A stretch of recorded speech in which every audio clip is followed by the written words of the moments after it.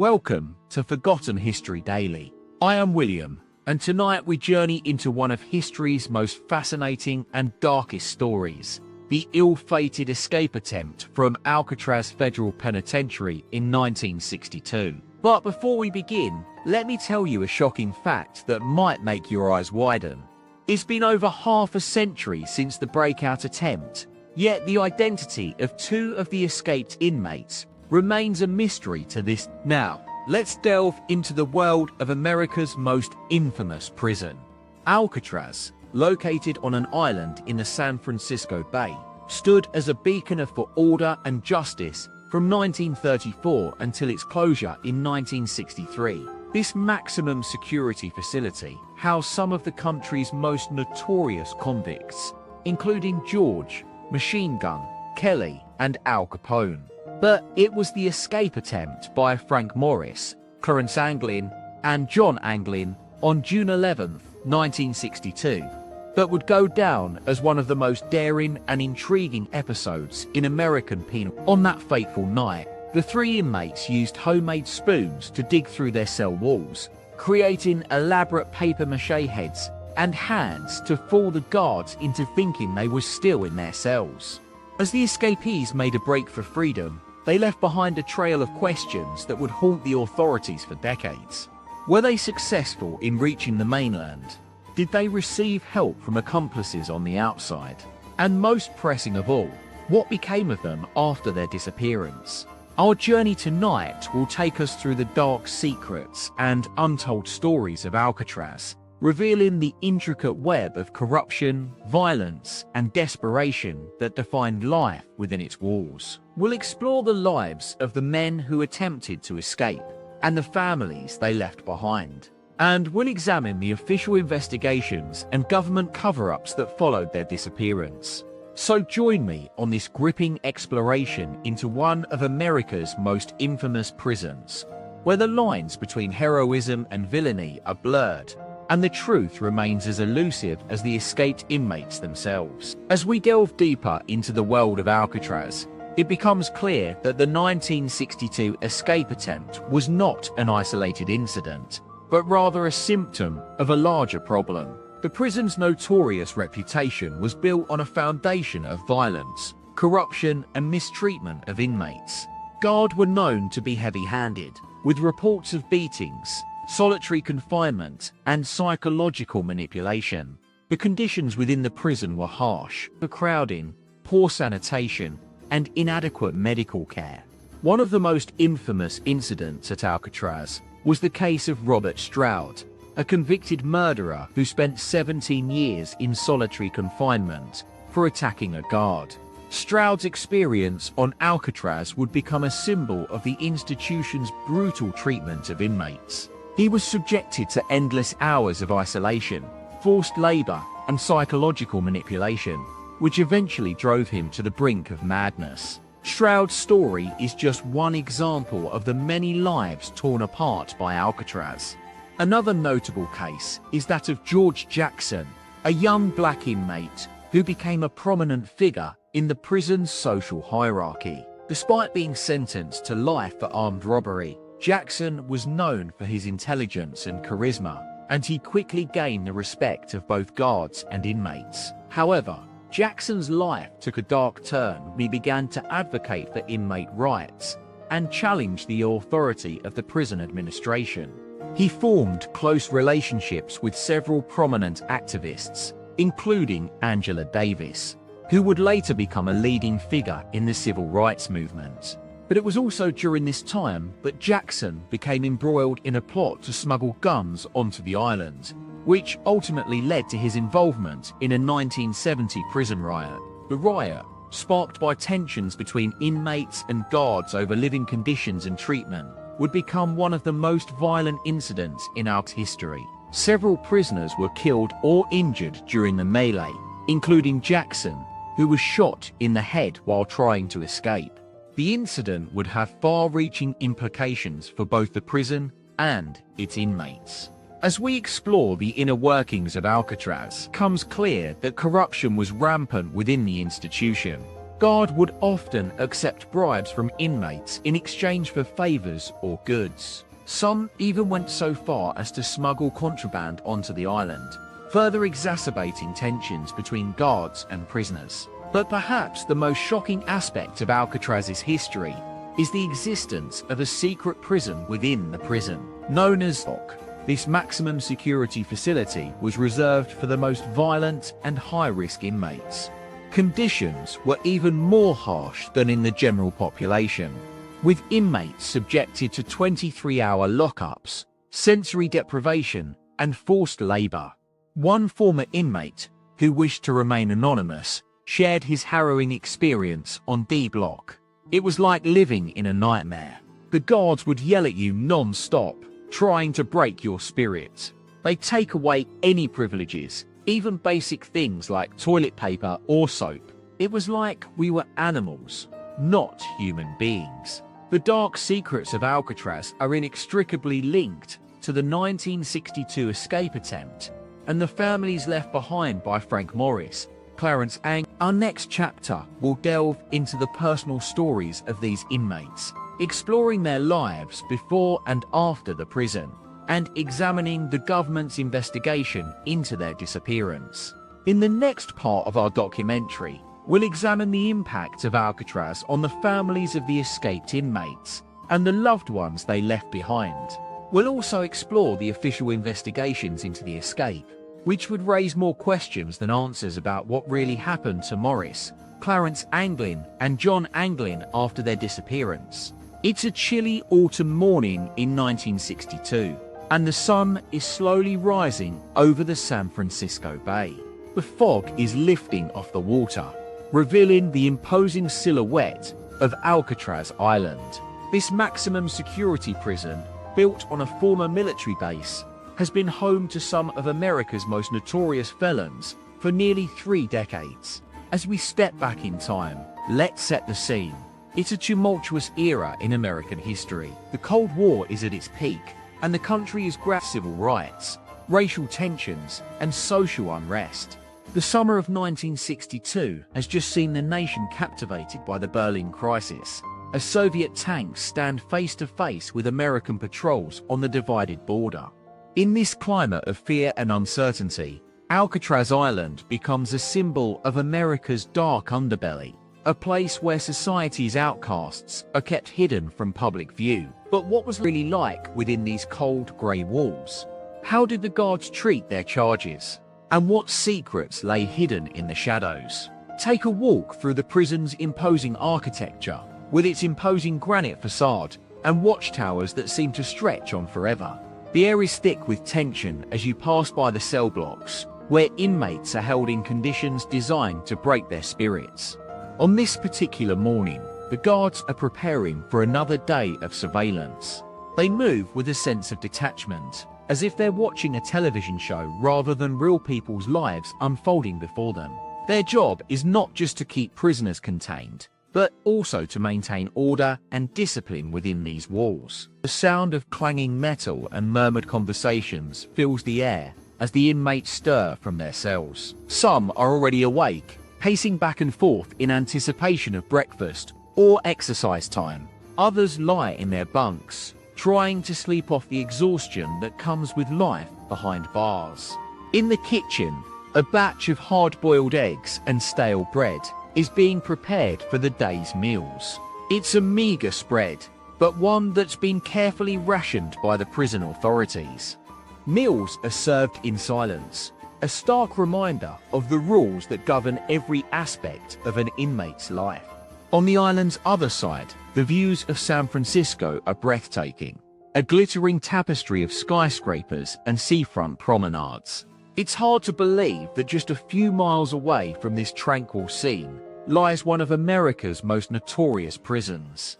As we delve deeper into the lives of those who called Alcatraz home, it becomes clear that this was no ordinary place.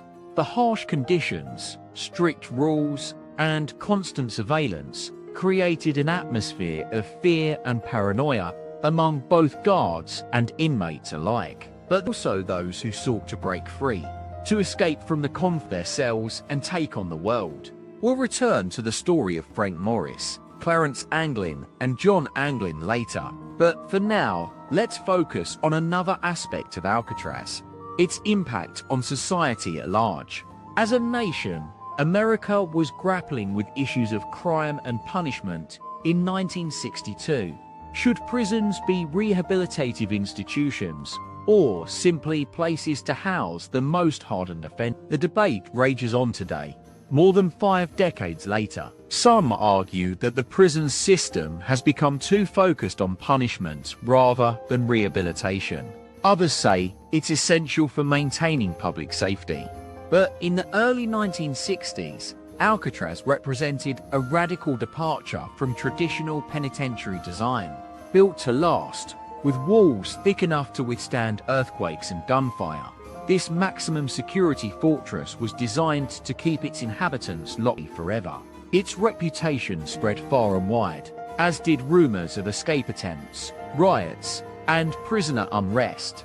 On the island itself, the harsh climate and isolation only added to the sense of confinement. The sea air is crisp and cool, but it also holds a certain malevolence, and that even on landlocked Alcatraz, the ocean is always close at hand. As we continue our journey through this forgotten history, let's look at some key events in American crime and justice. It's 1960. John F. Kennedy becomes president. The first nuclear submarine, USS Nautilus, breaks the sound barrier underwater. And, more tragically, a brutal riot erupts at Mississippi State Penitentiary. In this atmosphere of social upheaval, it's little wonder that Alcatraz Island has become a symbol of American disillusionment, a place where the nation confronts its darker side.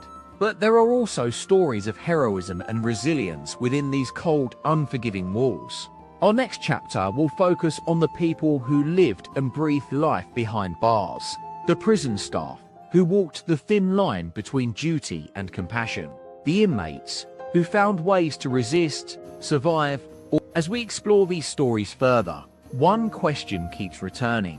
What drives a person to try to escape from this unforgiving place? Was it desperation, hopelessness, or something more? A desire for freedom, perhaps? The investigation into Frank Morris's disappearance will be our main focus in the next part of the documentary.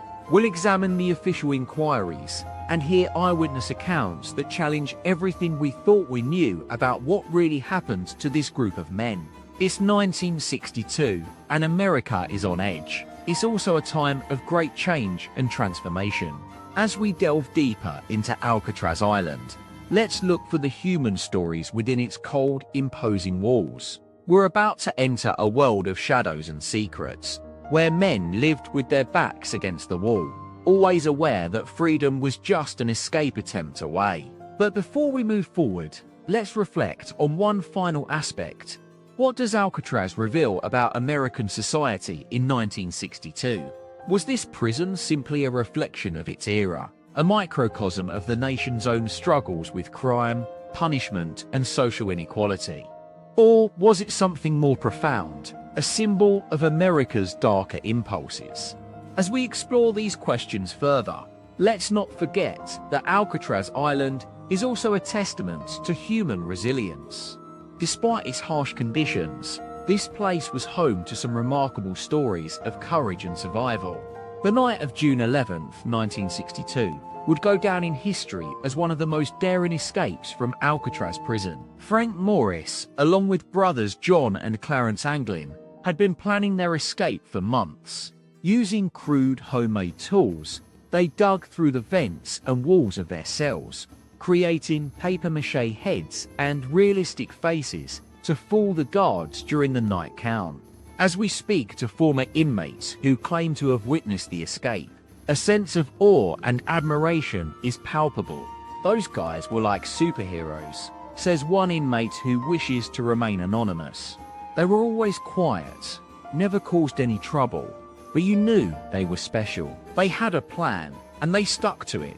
But as we delve deeper into the investigation, inconsistencies begin to emerge. Some guards report seeing the men making their escape, while others claim to have seen nothing out of the ordinary. It's clear that the truth behind Alcatraz's most infamous escape is still shrouded in mystery. We're joined now by FBI agent Bill Anderson, who was part of the initial investigation into the escape. At first, we thought it was a straightforward case of 3 men trying to escape, he says, but as we dug deeper, we realized that something more complex was at play. Anderson reveals that the FBI received numerous tips and leads in the days following the escape, but none of them panned out.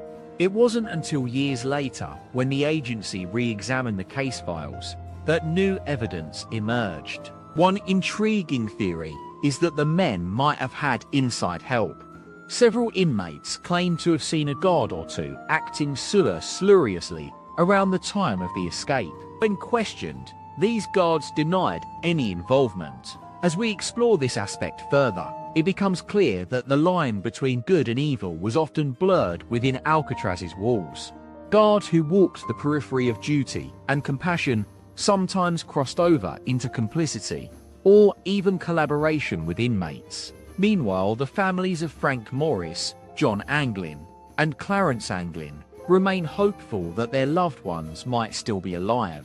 Their story is one of love, loss, and the unbreakable bonds of family. "We always thought Frank would come home," says his wife, Joanne. "We had our routine.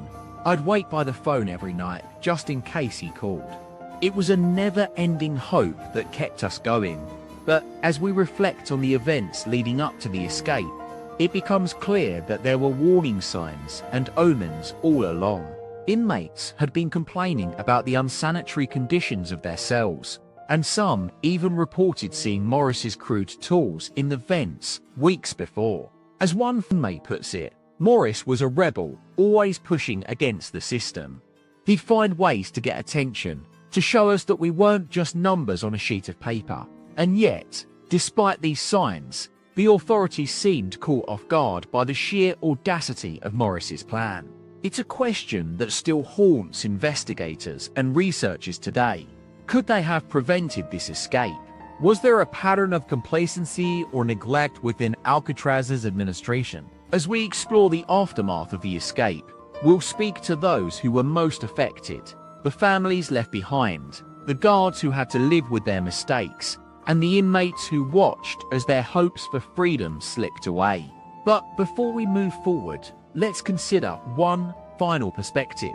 What does Alcatraz reveal about American society in 1962? Was this prison a reflection of its era, a microcosm of the nation's own struggles with crime, punishment, and social inequality? Or was it something more profound, a symbol of America's darker impulses, where even the idea of freedom becomes an illusion, lost in the depths of Alcatraz Island? June 11th, 1962. A day that would go down in infamy as one of the most daring escapes from Alcatraz Federal Penitentiary. But what led up to this momentous event? The story begins with a sense of unease, a feeling that something was brewing beneath the surface. Alcatraz Island, situated just off the coast of San Francisco, had been the site of maximum security confinement for some of America's most hardened felons since 1934. Designed to be escape-proof, the prison's notorious reputation preceded it. But as we delve into the lives of those who lived and breathed within its walls, a more nuanced picture emerges. Meet Ray Bird, a former Alcatraz inmate who spent 3 years on the island. He recalls the oppressive atmosphere that pervaded every aspect of life. The guards were like robots, going through the motions. You'd get up in the morning, have your breakfast, and then just exist. Existence, not living. That's how Bird described it. But for some inmates, Alcatraz became a breeding ground for rebellion. Frank Morris, one of the 3 escapees, was known to be a troublemaker from the start. Convicted of bank robbery in 1946, Morris spent time on Alcatraz from 1955 until his disappearance in 1962. As we follow the threads of the story, another name keeps popping up: William O. Miller, a senior correctional officer at Alcatraz. Miller's tenure on the island spanned over 2 decades, and during that time, he developed a reputation as one of the toughest officers on staff. But even within this bastion of discipline, whispers began to circulate about Miller's personal life. It was said that he had a penchant for partying, often entertaining fellow guards with lavish soirees at his home on the mainland. And then there were the rumors, hushed conversations and furtive glances, suggesting that Miller might be involved in some shady dealings. As we explore these allegations further, it becomes clear that power dynamics played a significant role in shaping the lives of those on Alcatraz. God like Miller held sway over their charges, but beneath the surface, alliances were forged and rivalries simmered. Meanwhile, on the outside, public opinion about Alcatraz was growing increasingly polarized. In 1961, a group of San Francisco residents formed the committee to close Alcatraz Federal Penitentiary, arguing that the prison was an affront to human rights and a costly expense for tax. As the debate raged on, prisoners like Morris began to seize upon the public's growing disillusionment with the institution. For some, this created a sense of opportunity, a chance to escape not just from Alcatraz, but also from the system itself. But what men like Frank Morris to such drastic action? Was it simply a desire for freedom, or was there something more complex at play? As we examine the psychological makeup of these individuals, a pattern begins to emerge, a mix of defiance, desperation, and perhaps even a hint of idealism. June 1962. The months leading up to the escape would be filled with a sense of foreboding. Prisoners began to report seeing Morris's handiwork in the vents, crude tools fashioned from scraps, precariously perched on makeshift scaffolds. As we rewind through the events of those fateful days, it becomes clear that the authorities were caught off guard by the sheer audacity of Morris's plan. But what about the men who stood watch over him? Did they suspect something was amiss? One correctional officer later admitted to feeling a growing sense of unease in the weeks leading up to the escape. "We had a feeling something was going on," he said, "but we couldn't quite put our finger on it." In hindsight, that lack of clarity would prove catastrophic. Now, as we delve deeper into the story, new questions arise. Were there any warning signs that were ignored or overlooked? Was there a deliberate attempt to conceal what transpired within those walls? The investigation would later reveal that several inmates had come forward with concerns about Morris's activities in the months leading up to the escape. But these pleas for attention fell on deaf ears. As we continue to unravel the threads of this tale, one thing becomes painfully clear. The men who called Alcatraz home were trapped in a world where power was everything, and those who wielded it often abused. The stage is set for a drama that would captivate the nation, a true tale of human ingenuity, desperation, and ultimately, betrayal. But what exactly happened on that fateful night? And what secrets lie hidden beneath the surface, waiting to be exposed? As we press on into this gripping narrative, one question hangs in the balance. What lies beyond the walls of Alcatraz? As the summer of 1962 drew to a close, the island's notorious reputation as a maximum security prison only seemed to intensify. The imposing silhouette of Alcatraz loomed over the San Francisco Bay, its towering walls and watchful eyes casting a long shadow over the city below. Yet, amidst this fortress of steel and stone, something strange was brewing. On the evening of June 11th, Frank Morris and his co-conspirators, brothers Clarence and John Anglin, were spotted by correctional officers in their cells, preparing for the day's routine activities. As night fell, a subtle change crept over the prison yard. The inmates' normal routines began to blur, like shadows on the walls of a dimly lit room. Morris, a master escape artist with an uncanny knack for navigating the intricate air ducts and hidden passageways within Alcatraz's labyrinth ventilation system, was already hard at work. His crude handiwork, makeshift tools fashioned from bits of wire, paper clips, and other scraps, had been placed throughout the prison, deliberately positioned to appear as if they were being used by other inmates. Meanwhile, the brothers Anglin were busy executing their part in the plan, using a combination of cunning and deceit to create an illusion of chaos and confusion within their cell block. The guards, trusting but slightly distracted, remained oblivious to the carefully choreographed events unfolding around them.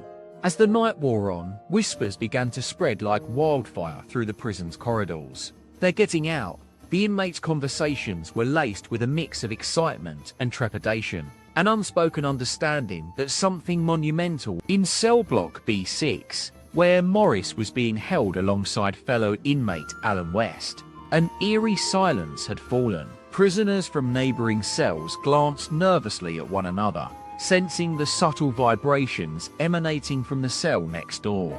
In the stillness of the night, it seemed as if even the prison's stalwart walls were holding their breath in anticipation. Back in the control room, a single officer was on duty, an inexperienced young man named John Paulinksi, tasked with monitoring the complex network of surveillance cameras and motion sensors scattered throughout the prison. But despite his keen eyes scanning the screens before him, he failed to detect anything amiss. In fact, it wasn't until several hours later, around 3:30 a.m. on June 12th, that the alarms began to sound, shrill and piercing, echoes through the corridors of Alcatraz like a death knell. The night's carefully planned symphony had reached its climax, as Morris and his co-conspirators vanished into the darkness, leaving behind only a trail of cryptic clues and whispered rumors. The game was on, and America would soon be captivated by the tale of the Great Escape,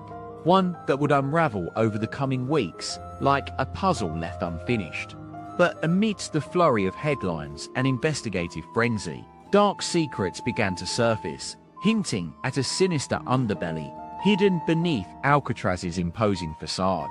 The question on everyone's lips: what happened to Morris, Clarence Anglin, and John Anglin after their daring escape? As the investigation into the Great Escape of 1962 intensified, a complex web of theories and counter-theories began to emerge. The FBI, under the direction of its then Director J.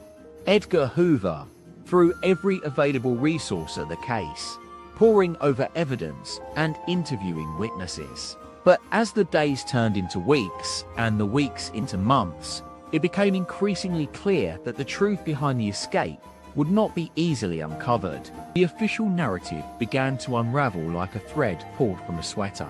Questions swirled around the involvement of prison officials, the competence of Alcatraz's warden, Olin G. Blackwell, and the reliability of the eyewitness accounts. June 13th, 1962 marked a pivotal moment in the investigation. The FBI announced that it had found a series of cryptic messages hidden in the vents of Morris's cell. These codes, penned by the escape artist himself, seemed to point to a location on the island, but their meaning remained elusive. "It's like trying to read hieroglyphics," said one frustrated investigator. "We're not even sure what we're looking for." As the search party combed the island, they stumbled upon a series of footprints leading down to the rocky shoreline. The impressions suggested that the escapees had made their way to a small wooden boat, anchored in a secluded cove. But by the time the authorities arrived, the vessel was gone, vanished into the night like a ghost. Meanwhile, Morris's fellow inmates began to speak out about the ease with which he had evaded detection. "He was like a snake," said one prisoner, "slipping through the cracks without anyone noticing." The Anglin brothers' families were also becoming increasingly agitated. Their mothers, in particular, seemed consumed by worry and fear. As they pored over newspaper articles and listened to radio broadcasts, they began to suspect that their sons had been driven to desperation.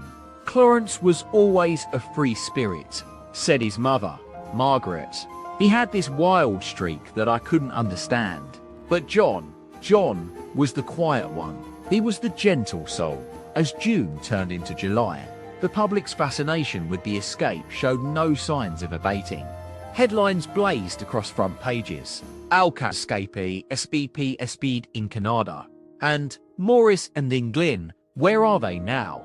But beneath the sensationalism lay a more disturbing reality. The FBI had begun to receive reports of sightings in various parts of the country, each one sparking a fresh wave of hope, and then crushing disappointment. "It's like they're taunting us," said one exhausted agent, leaving a trail of breadcrumbs that lead nowhere. On August 1st, the FBI announced a breakthrough. A group of tourists on San Francisco Bay had spotted 3 men matching the description of Morris and the Anglin brothers. This sent shockwaves through the nation, but when agents arrived to question the witnesses, they found nothing. "It was just a bunch of hippies," said one officer, shaking his head. "They'd been out all night, partying on a boat. They thought they saw something, but it was just a hallucination." As the month dragged on, the investigation grew increasingly mired in controversy and recrimination. The FBI faced accusations of botching the case, while the prison officials were accused of covering up their own incompetence. What happened to Morris, Clarence Anglin, and John Anglin? Asked frustrated senator from California during a congressional hearing. "Why can't we find them?" The silence that followed was like a cold wind on a winter's night. No one had answers, not even the agents who had been working around the clock to unravel the mystery. As the years went by, whispers began to surface about the involvement of organized crime figures and corrupt officials within Alcatraz itself. But these rumors remained unconfirmed, adding fuel to the already raging fire of speculation. On August 27th, 1962, nearly 2 months after the escape, the FBI officially declared the case closed. The investigation had produced nothing but leads that went nowhere, and a trail of clues that vanished into thin air. "It's like they've disappeared into the ether," said a defeated agent. "We'll never find them." As the curtain fell on this chapter in Alcatraz's history, one question hung in the air. What did happen to Morris, Clarence Anglin, and John Anglin after their daring escape? The truth, it seemed, would remain forever shrouded in mystery, lost like a ghost ship on the open sea. But as we leave this tale behind, we're left with a haunting thought. Perhaps they didn't want to be found. Perhaps they had reasons for vanishing into the night, and those reasons are still hidden from us today. As the investigation fades into memory, a small inscription etched into the walls of Alcatraz lingers in our minds, a grim reminder of the darkness that lurked beneath its imposing facade. Escapist is impossible. The FBI's declaration that the case was closed brought an end to the intense media scrutiny, but it also seemed to extinguish any remaining hope for solving the mystery. The public's fascination with Alcatraz began to wane, and the island prison became a relic of a bygone era. Yet, amidst the dust and silence, whispers persisted. Rumors circulated about the involvement of notorious mobsters who allegedly provided inside help to the 3 fugitives. Some claimed that Frank Morris, the mastermind behind the escape, had been in touch with organized crime figures before his arrival at Alcatraz. These allegations were never proven, but they added fuel to the growing perception that corruption and cronyism had infested the highest echelons of the prison. Meanwhile, investigators on the mainland continued to sift through fragments of evidence, searching for any hint of what might have become of Morris, Clarence Anglin, and John Anglin. They pored over phone records, interviewed scores of people who claimed to have seen or interacted with the fugitives, but every lead seemed to end in a dead-end alley. The truth is that Alcatraz's walls were more than just physical barriers. They also symbolized an existential prison, where the psyche was as much a captive as the body. For years, inmates and officials alike had whispered about the strange occurrences within those cold, imposing walls. Stories of ghostly apparitions and disembodied voices had become part of Alcatraz's folklore. One former inmate, who requested anonymity, spoke candidly to our researchers. Alcatraz was a place where people disappeared, physically, mentally, or both. You could feel the weight of the island bearing down on you, crushing your spirit. Sometimes I wondered if it was the prison itself that made us escape. Not just from Alcatraz, but from the very idea of who we were. This is perhaps the most chilling aspect of The Great Escape. It wasn't just about three men breaking free. It was a microcosm for the collective psyche of an institution. When Maurice, Clarence Anglin, and John Anglin vanished into the night, they took with them secrets that would haunt Alcatraz forever. Years later, as the prison's closure loomed on the horizon, a former corrections officer shared his own theories about what might have happened to the three men. They didn't want to be found. They knew what lay beyond those walls. Not just freedom, but chaos and anarchy. They had seen it in their fellow inmates. They felt it within themselves. So they chose silence, like a sacrament of solidarity with all who suffered on that godforsaken rock. In the twilight years of Alcatraz's existence, when its very purpose seemed to unravel before our eyes, as the years went by, Alcatraz's reputation continued to suffer from a series of unexplained events and controversies that further eroded its already tarnished image. One such incident occurred on November 16, 1969, when a group of Native American activists occupied the island in a protest against the US government's mistreatment of indigenous peoples. This event drew international attention to Alcatraz's troubled history, reigniting long-dormant debates about the prison's legitimacy and purpose. However, amidst this renewed scrutiny, another disturbing revelation emerged from within the very fabric of Alcatraz itself. It transpired that some former inmates had been subjected to experiments by a government agency responsible for developing chemical and biological agents for military use. These tests were secretly conducted on prisoners without their knowledge or consent, often using substances with severe side effects. In 1975, the San Francisco Chronicle exposed the existence of this clandestine program, which was run under the OWS laws of the US Army's Edgewood Arsenal. According to declassified documents, between 1950 and 1969, a staggering 1,700 prisoners were unwittingly subjected to experimental drugs as part of Operation Bluebird. Also, one former inmate, who chose to remain anonymous, recounted his harrowing experience.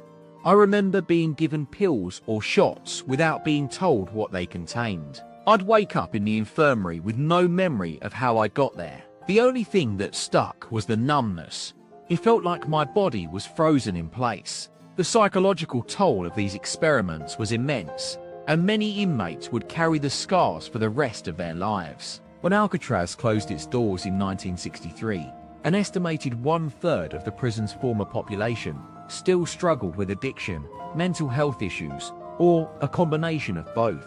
These revelations shed light on the often cited claims that Alcatraz was a reform institution aimed at rehabilitation rather than punishment. While some argue that these experiments were carried out under the guise of research, it's increasingly clear that the government and prison authorities had far more sinister intentions. The aftermath of the Operation Bluebird scandal saw widespread public outcry, with many calling for greater transparency in government dealings. Some advocates even pushed for reparations to be paid to those who suffered at Alcatraz, citing Article 4 of the Universal Declaration of Human Rights, which asserts that no one shall be subjected to free or unlawful arrest. Today, as international efforts continue to codify protections for prisoners and prevent inhumane treatment, Alcatraz's dark legacy serves as a sobering reminder that the line between treatment and torture, the parallels between then and now, are striking. Consider, if you will, the current plight of migrants attempting to cross into the United States from Central America or Mexico. Like the Alcatraz experimentees, these individuals often face inhumane conditions, inadequate care, and a disturbing lack of oversight by authorities. It raises essential questions about our global responsibility towards those struggling for dignity and basic human rights. Some argue that we've made significant strides since Alcatraz's closure, citing improvements to prison reform and rehabilitation programs. However, critics point out that such efforts are often tokenistic or ineffective in preventing recidivism. Many advocate for wholesale policy shifts, including the re-evaluation of mandatory sentences and alternative solutions to incarceration. The shadows cast by Operation Bluebird also bring us face to face with uncomfortable realities about our collective relationship with power. It's clear that we've yet to fully acknowledge and address the root causes of systematic injustices that plague our society today, not just within our prison system, but in institutions as diverse as law enforcement agencies. We can't avoid reckoning. It's imperative to confront the truth about what transpired behind Alcatraz's walls. Only by acknowledging these dark secrets and confronting them head-on will we be able to build a more equitable society that truly honors human rights. The legacy of Operation Bluebird has much to teach us, not only about our shared history, but also about the resilience and courage required to demand justice, accountability, and compassion in the face of. As we delve deeper into the shadows of Alcatraz's past, it becomes clear that the Great Escape of 1962 was just one piece of a far larger puzzle. The events that transpired on that fateful day were not isolated incidents, but rather symptoms of a deeper malaise, a toxic culture of violence and oppression that had taken root within the prison's walls. In the years leading up to the escape, Alcatraz was facing increased scrutiny from the public and Congress due to allegations of abuse and mistreatment of inmates. Despite these concerns, the FBI continued to employ its most radical tactics, including the infamous red phone system, which allowed agents to secretly record conversations between prisoners and their lawyers without a warrant. One of the key architects of Operation Bluebird was none other than Edwin Atherton, the former head of the FBI's Inspection Division. A zealous advocate for interrogation techniques, Atherton would later become notorious for his role in developing the FBI's notorious Dirty Tricks program, which included tactics such as forced drugging and sensory deprivation. Atherton's methods were not limited to Alcatraz alone. As part of Operation Bluebird, he also deployed his agents to monitor the activities of suspected communists and radicals within the general population, including journalists, activists, and even artists. This dark chapter in American history has led some historians to label it a precursor to COINTELPRO, the infamous FBI surveillance program that targeted domestic dissidents during the 1960s. It is worth noting that Alcatraz was not an anomaly. Rather, it was part of a broader pattern of systemic abuse and exploitation within America's penal system. The 1950s saw the rise of maximum security prisons like Sing Sing in New York and San Quentin in California, which employed similarly draconian tactics to maintain order. One such example is the story of Carol Chessman, who spent over 2 decades on death row at San Quentin for kidnapping and assault. Chessman's case drew international attention due to allegations of police brutality and coerced confessions, as well as concerns about the use of solitary confinement as a means of psychological manipulation. Chessman's experience serves as a powerful reminder that the dark legacy of Alcatraz is not limited to its island confines, but rather represents a more pervasive issue, one that speaks to the very nature of power. It highlights the risks of unchecked authority and the devastating consequences when those in power prioritize control over compassion. Lessons from Alcatraz's past serve as a warning for us today. As we continue to grapple with systemic injustices and human rights abuses around the world, it is essential that we confront the uncomfortable realities of our collective history. We must acknowledge the horrors inflicted upon individuals like Chessman, as well as the millions more who suffered behind prison walls. Ultimately, this reckoning will require a fundamental shift in our understanding of what constitutes justice and rehabilitation. By the dark secrets of Alcatraz and other institutions, we can begin to dismantle systems that perpetuate cruelty and replace them with ones that prioritize compassion and human dignity. Only through this collective effort, one that transcends borders, ideologies, and generations, will we be able to build a more just and equitable society for all. As the echoes of Alcatraz's past continue to reverberate through our contemporary debates about power, accountability, and human rights, it becomes increasingly clear that the greatest challenge lies not in understanding the horrors of. In the final episode of this series, we will delve into the aftermath of Operation Bluebird, exploring the subsequent congressional hearings, reforms, and continued struggles for justice within America's. Join us next time as we continue to navigate the complex web of power, accountability, and human rights that has shaped and continues to shape our collective history. As we conclude our exploration of the Great Escape of 1962, it's essential to examine the long-term consequences of this event on Alcatraz Island and the broader American penal system. The escape attempt by Frank Morris and his accomplices would ultimately go down in history as one of the most daring heists ever perpetrated behind bars. In the aftermath of the escape, the U.S. Attorney General Robert F. Kennedy convened a high-level investigation into the matter. On June 7, 1962, just days after the escape attempt was foiled, Kennedy appointed a panel of experts to review the incident and recommend measures to prevent future breaches. This inquiry, led by FBI Director L.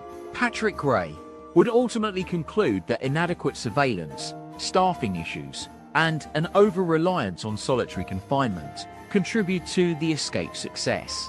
The resulting reforms aimed at tightening security protocols and enhancing prisoner monitoring, including increased use of cameras and motion detectors. Critics argued that these changes only served to further erode individual freedoms within the prison system.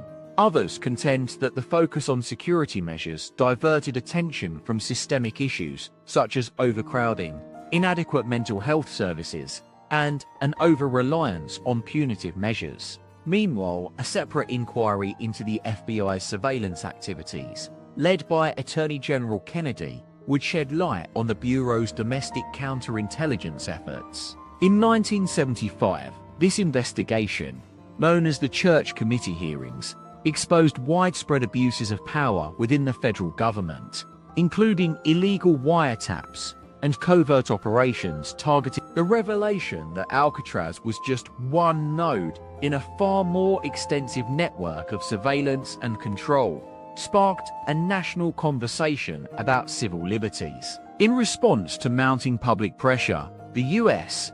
Congress passed landmark legislation aimed at reforming the FBI's domestic intelligence gathering activities. These changes included stricter guidelines for warrantless wiretapping, increased transparency requirements, and measures to prevent future abuses.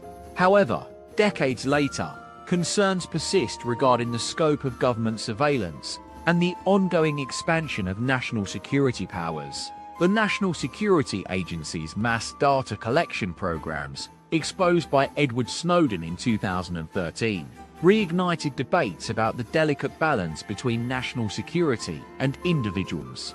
As we reflect on Alcatraz's complex history, it becomes apparent that this enigmatic prison serves as a potent symbol for broader societal issues. The facility's notorious reputation has been shaped not only by the story of its infamous inmates, but also by the shadows cast by those responsible for their confinement, namely the US government and various law enforcement agencies.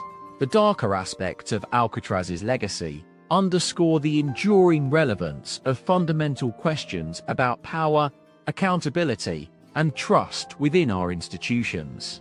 This critical examination of history serves as a timely reminder that unchecked authority, fueled by an over-reliance on secrecy and control, poses profound risks to individual liberties and collective well-being. In this spirit, we must confront the uncomfortable realities of our past to forge a more just and compassionate future. As we navigate the complex web of power and accountability, it's crucial to distill actionable lessons from these dark chapters in our history. By doing so, we can better safeguard against similar abuses of authority and develop resilience in the face of systemic injustices. One essential takeaway from Alcatraz's story is the importance of maintaining transparency within government institutions. This requires vigilant oversight and scrutiny of those entrusted with our safety and security. As citizens, it's our duty to demand accountability from our leaders, particularly when it comes to matters of surveillance, law enforcement, and national security. Secondly, we must recognize that power, in its various forms, is inherently susceptible to corruption. This means being constantly aware of the potential for abuse and actively working to prevent it through institutional reforms, public engagement, and open dialogue. By fostering culture of trust and cooperation within our institutions, we can mitigate the risks associated with unchecked authority. A third crucial lesson arises from examining the complex interplay between power and secrecy. History demonstrates that the pursuit of knowledge and truth is often hampered by attempts to conceal or manipulate information. To avoid similar pitfalls in the future, it's essential to prioritize open communication, foster a culture of transparency, and encourage media scrutiny of government activities. Lastly, Alcatraz's story serves as a poignant reminder of the importance of empathy and compassion within our justice system. As we strive for greater understanding and human connection, we must acknowledge that punishment should be balanced with rehabilitation and restorative justice principles. This nuanced approach recognizes the inherent value of individual lives and seeks to address systematic issues through constructive engagement rather than merely punitive measures. By incorporating these lessons into our collective consciousness, we can better safeguard against the dangers of unchecked authority, nurture trust within our institutions, and create a society that values compassion. As we delve deeper into the history of Alcatraz, it's essential to revisit the tumultuous events surrounding the infamous 1962 Great Escape. This daring attempt by 6 inmates, led by Frank Morris, John Anglin, and Clarence Carnes, was a testament to human resilience in the face of seemingly insurmountable odds. The story begins on June 11, 1962, when 3 inmates, using makeshift tools fashioned from everyday objects, managed to dig through the vent in their cell block. Over several weeks, they had been secretly constructing this tunnel, carefully disguising it as part of the ventilation system. As they worked tirelessly to escape, the other prisoners in the block began to take notice of the unusual activities. Despite the warnings and suaslorians raised by prison guards, the escape artists continued their work in secret, driven by a deep-seated desire for freedom. Their meticulous planning and resourcefulness ultimately paid off when they successfully made it through the vent and onto the roof of the cell block. From there, the trio descended to the ground using a homemade rope, making their way across the rooftop to a waiting boat in the nearby yard. In an incredible feat of agility and coordination, they climbed aboard, leaving behind a trail of evidence that would lead investigators on a wild goose chase for months to come. The Great Escape was a daring attempt at freedom, but it also left a trail of questions and mysteries that would haunt Alcatraz's history. The subsequent investigation would reveal the intricate web of relationships between prisoners, guards, and even corrupt officials who had knowledge of the escape plan. One of the most compelling aspects of this story is the role of John Anglin, whose true identity remains shrouded in mystery to this day. As the FBI's investigation unfolded, Anglin's family came forward claiming that he was alive and well, living under an assumed name. However, subsequent investigations have raised doubts about their claims, leaving behind a puzzle that continues to intrigue true crime enthusiasts. As we continue to explore Alcatraz's dark secrets, it becomes increasingly clear that the prison's troubled history is inextricably linked to the societal issues of its time. The racial tensions, economic inequality, and systematic injustices of 1960s America are reflected in the harsh realities faced by those incarcerated within the prison walls. One notable example is the story of George Jackson, a charismatic and intelligent inmate who became a vocal advocate for prison reform and social justice. as he advocated for better living conditions, education, and rehabilitation programs. His actions caught the attention of authorities, leading to his eventual transfer to solitary confinement.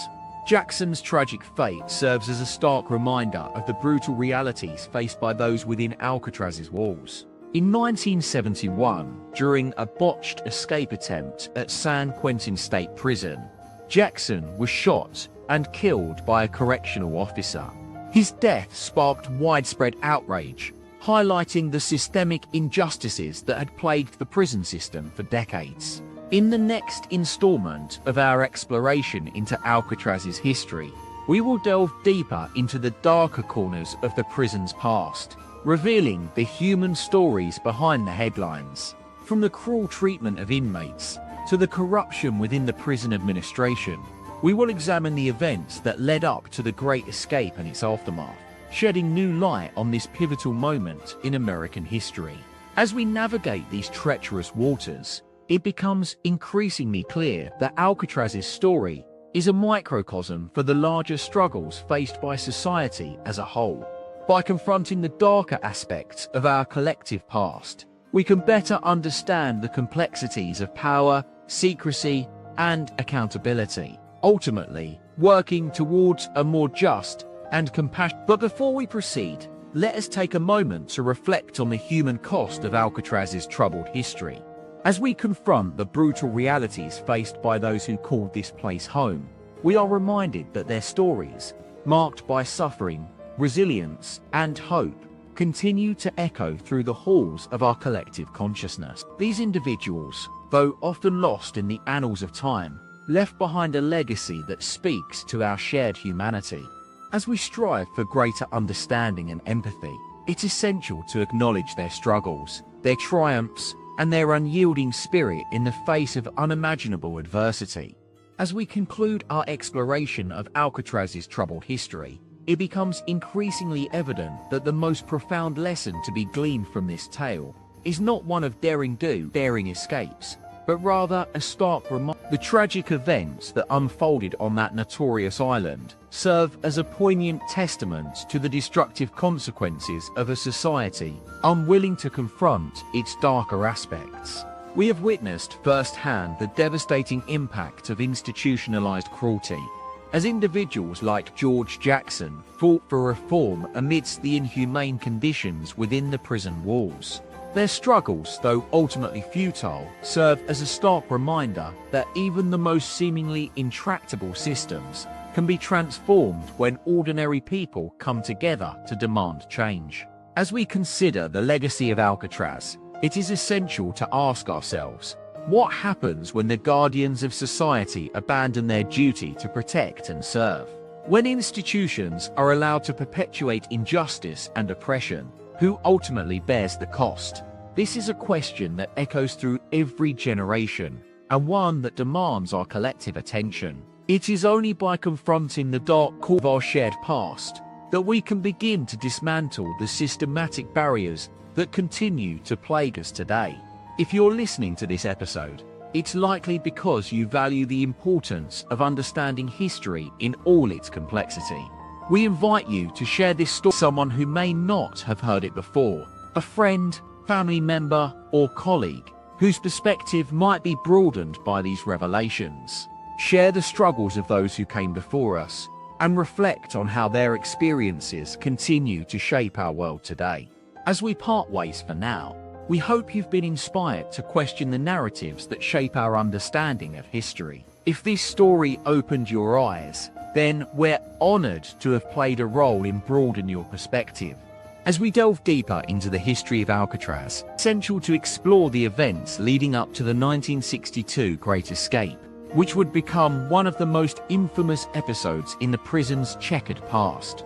In the early 1960s, the United States was at a crossroads, struggling to come to terms with its own morality and sense of justice. The civil rights movement, led by activists such as Martin Luther King Jr., was gaining momentum across the nation, highlighting the deep-seated racial and social inequalities that had plagued American society. Alcatraz, once touted as an example of America's commitment to law enforcement and rehabilitation, found itself increasingly out of step with these changing times. Behind bars, a growing sense of discontent among prisoners began to simmer. George Jackson, one of the most vocal critics of the prison system, continued to advocate for reform through his writing and activism. Despite being repeatedly silenced by the authorities, his message resonated with many, who saw in him a champion of justice and equality. Meanwhile, on the outside, a group of dedicated prisoners' rights advocates had begun to organize protests and petitions demanding changes within the prison system. One such advocate, J. Campbell, would later write about the sense of dehumanization he witnessed among Alcatraz's inmates. The men were not treated as individuals. They were mere numbers, subject to arbitrary rule, and the plan, hatched by a group of carefully selected prisoners, aimed to infiltrate the prison's library and gain access to restricted areas in order to sabotage security systems and disable surveillance equipment. On June 11, 1962, at approximately 10:05 p.m., Frank Morris, Clarence Anglin, and John Anglin, three seasoned inmates with extensive experience evading capture, they used crude but effective devices, fashioned from stolen tools and materials, to create holes in the ventilator shafts, leading to their cells. Under cover of darkness, the trio made their way through a maze of narrow ductwork, avoiding detection as they navigated toward the roof of D Block, where the main library was located. Once there, they deployed their carefully crafted escape tools, homemade drills and screwdrivers fashioned from metal pipes, to breach the door and gain access to restricted areas. For 2 hours, Morris, Clarence Anglin, and John Anglin worked tirelessly, using their stolen tools to disable security cameras, alarms, and other surveillance equipment. The tension was palpable as they navigated through a labyrinth network of corridors and catwalks, always staying one step ahead of the prison's vigilant guards. But just as it seemed that the escapees had succeeded in breaching every security checkpoint, a keen-eyed correctional officer spotted something amiss. The search party was hastily assembled, combing the rooftops, corridors, and cells for any sign of the missing trio. The hunt would last for days, with prison officials scouring every inch of Alcatraz, but to no avail. Morris, Clarence Anglin, and John Anglin had vanished into thin air. The official response was one of consternation. How could a group of seasoned inmates evade capture for so long? Had the guards been sleeping on the job? Yet, as investigators began to the events surrounding the escape, they uncovered a disturbing pattern of negligence, corruption, and complacency among the prison staff. The full extent of their failure would only come to light years later, when official documents revealed that Alcatraz had indeed been riddled with systemic problems, from inadequate training for guards to the reckless mishandling of sensitive. The 1962 Great Escape served as a catalyst for reforms within the US prison system, sparking debates about the true nature of this and rehabilitation. As we continue our journey through the dark corners of Alcatraz's history, we'll confront more uncomfortable truths, secrets that expose the cruel treatment meted out to those who dared challenge the status quo. Next time on this documentary series, Behind Closed Doors, the racial tensions and systemic corruption that defined life inside Alcatraz.